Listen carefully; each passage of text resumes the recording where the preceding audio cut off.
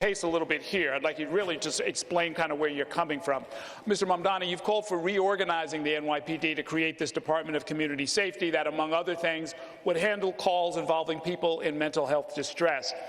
Your opponents have disparaged this as sending social workers rather than cops into dangerous situations like domestic violence disputes. Explain really what you have in mind, and please include any evidence that this approach would work. Absolutely.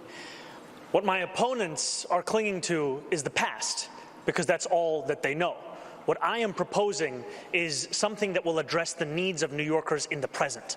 We speak and hear from New Yorkers across the 5 boroughs who outline how the mental health crisis is one of the major challenges in this city.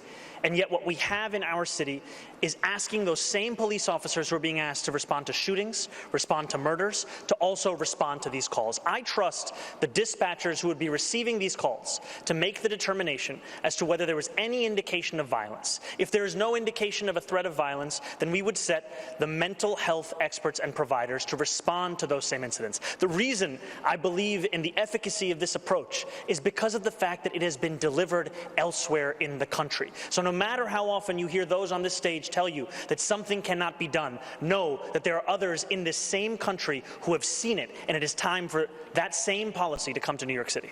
Okay. Mr. Sliwa and Mr. Cuomo, I have a similar question for both of you. The department currently fields about 33,000 officers, down from 37,000 in 2018. Public safety budget approaching $10 billion. Mr. Sliwa, you want to hire 7,000 more cops. Mr. Cuomo says 5,000 more cops.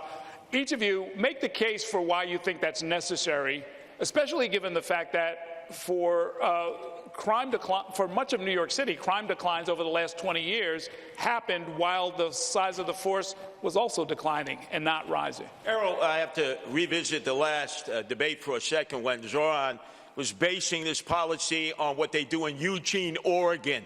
You've never been to Eugene, Oregon. I have.